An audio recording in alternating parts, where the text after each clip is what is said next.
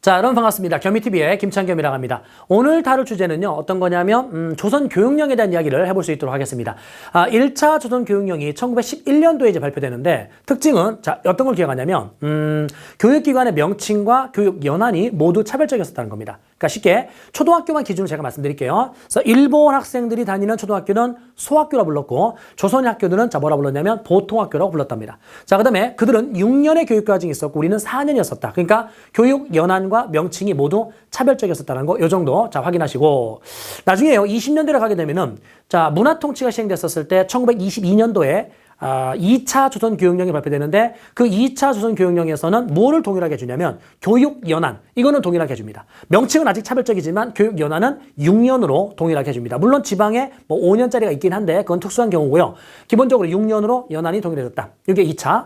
그리고 나서 3차 조선교육령이 이제 38년도에 나오게 되는데, 1938년도 3차 조선교육령에서는 뭐까지 동일하게 해주냐면 명칭까지 동일하게 해줘요. 그래서 심상소학교, 그래서 3차 조선교육령을 우리가 심상소학교령이라고도 표현하는데, 소학교란 이름으로 명칭이 같아진 겁니다. 그러면 2차 때는 자 연한이 동일해졌고, 3차 때는 자 교육기관 명칭까지 소학교란 이름으로 동일해졌다.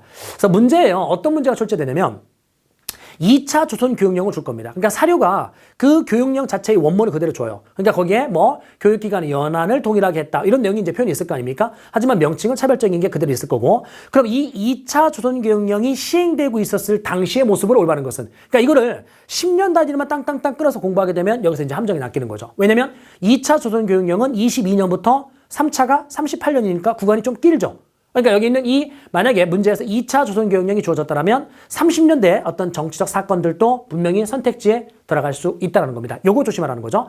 자, 어쨌든 3차 조선교육령, 그리고 나서 나중에 4차 조선교육령이 나오게 되는데, 요거는 1943년 요때 무렵이거든요. 근데 큰 의미가 없어요. 이거는 전시동원체제에서 학생들의 의무교육을 막 시도합니다. 그래서 의무교육을 시도해서 학생들이 이제 학교에 왔었을 때 그들을 동원해서 전쟁 물자 이런 것들을 채취할 목적으로 의무교육을 시도했었던 게 4차인데, 4차는 큰 의미 두지 말고요.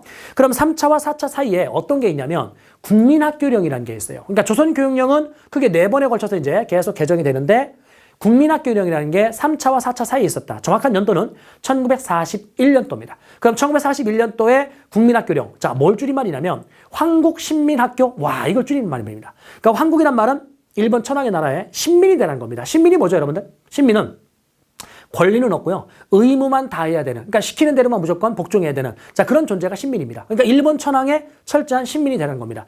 그러니까 황국신민학교, 이걸 줄여서 우리가 국민학교 이렇게 불렀었던 겁니다. 그러니까 41년도에 국민학교라고 명칭이 바뀌었네요. 그럼 38년도에 소학교의 이름이 다시금 국민학교로 바뀐 겁니다. 그래서 두 번째 문제 유형은 어떤 게 나오냐면 사파, 그림으로 나올 건데, 여기 있는 자 졸업사진, 이제 축 졸업 이렇게 써 있고요, 플랜카드가. 그 다음에 밑에 교문에 학교 이름이 써 있을 거 아닙니까? 그래서 땡땡 자 국민학교 졸업, 이제 땡땡 국민학교라는 자 글자가 이제 보일 거란 말이다. 그럼 이 땡땡 국민학교의 위에 졸업식, 요 장면을 보여주고 몇 년대의 상황이냐? 그렇죠, 이제 40년대의 상황입니다. 그러니까 국민학교라는 표현 자체가 41년부터 쓰였다는 거. 그래서 나중에 해방된 이후에요, 계속해서 국민학교라는 표현을 씁니다. 자, 좀 가슴 아픈 일이죠. 아무튼요, 해방된 이후에 자 633 제도, 그러니까 6학년, 그러니까 초등학교 6년, 자 중학교 3년, 고등학교 3년, 633 제도가 시행되고 있을 때 초등학교의 명칭은 여전히 뭐라 불렀다? 국민학교라 불렀다. 그랬다가 나중에 김영삼 정부 때